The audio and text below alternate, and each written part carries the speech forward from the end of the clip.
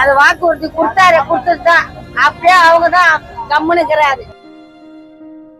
எங்க மருமகளுக்கு கேன்சர் கட்டிப்பா 7 நாளா வந்து நான் இந்த ரோட்ல உக்காந்து இருக்கிறேன். என் பேர பிள்ளைங்க என் மருமகளா அழுகுறாங்க வீட்டுல. இன்னைக்கு 7 நாள் ஆகுது. இதுவரை யாருமே வந்து எட்டி பார்க்கல. ஓட்டு கேட்க மாட்டோம். ஆனா வந்தாங்க. 2 நாளைக்கு முன்ன மழை வந்ததுலப்பா ஜனம் கலைஞ்சு ஓடிடுவாங்கன்னு நினைச்சாங்க. ஆனா எங்க ஜனம் எழுந்துக்கல. எங்களை கலைஞ்சிடுவாங்க, இவங்க ஓடிடுவாங்க, இவங்க தார்பா சீட்டெல்லாம் அவருங்க, ஏன் இதெல்லாம் கட்டுறீங்க நீங்க படுதெல்லாம் அப்படின்னா. நாங்க உச்சி வெயில்ல உட்காந்துருக்கோம்ப்பா. பெண்கள் எவ்வளவு அவசரப்படுறோம். பெண்களை பத்தி அந்த பிரியாக்கு தெரியுதா தெரியலையா?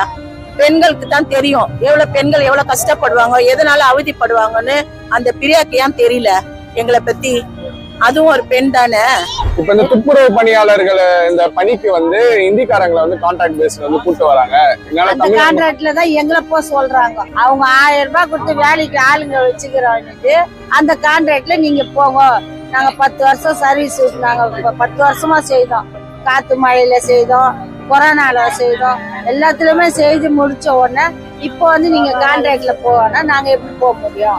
நாங்க போக மாட்டோம். எங்களுக்கு இந்த பணியை நிரந்தரம் கொடுங்க. நாங்க இங்க இருக்கிறோம். ஒரு வாரமா குடும்பத்தை விட்டுட்டு வீட்டை விட்டுட்டு இங்க போராட்டம் பண்ணிட்டு இருக்கீங்க. உங்களோட கோரிக்கை நிறைவேறும். இது வரைக்கும் யாராவது ஆளுங்கட்சி சார்பில் வந்து உங்களை சந்திச்சு ஏதாவது வாக்குறுதி கொடுத்துருக்காங்க? ஆளுங்கட்சி சார்பா இது வரைக்கும் யாரும் வந்து எங்களுக்கு ஆதரவு தரல. அவங்களுக்கு எங்களை வந்து பாக்குறதுக்கே பிடிக்கல போல. ஏன்னா அவங்க சொல்ற மாரி ராம்கி கம்பெனில நாங்க சேர்ந்தா இந்நேரம் வந்து எங்களை வந்து அங்க இந்த இடத்துல எவ்வளவு வாட்டி பார்த்துருப்பாங்களோ அது நம்மளுக்கு தெரியாது. ஆனா இந்த இடத்துல வந்து எங்களை ஒரு வாட்டி கூட பார்க்கல. எல்லா கஷ்டத்தோட தான் உக்காந்து இருக்கும்.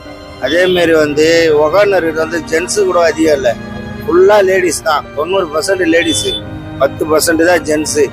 பாத்ரூம் வசதி கூட அந்த அளவுக்கு இல்லை, ரொம்ப கஷ்டப்படுறாங்க அவங்க. ஆனா இவ்வளவும் தெரியாத மாரி அவங்க காதுல உயாத அளவுக்கு அவங்க இருக்காங்கண்ணா.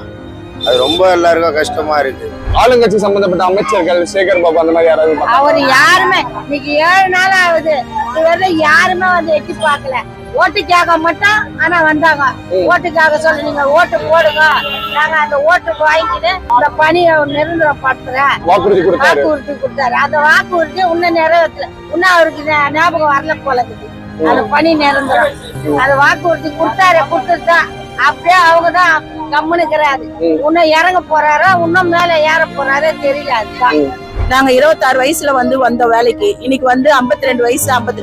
இப்ப நீங்க ராம்கி இதுல குடுக்குறேன்றீங்க. 1 மாசம் குடுப்பீங்க சம்பளம், வேலை குடுப்பீங்க, அப்புறம் உனக்கு வயசாயிடுச்சுமா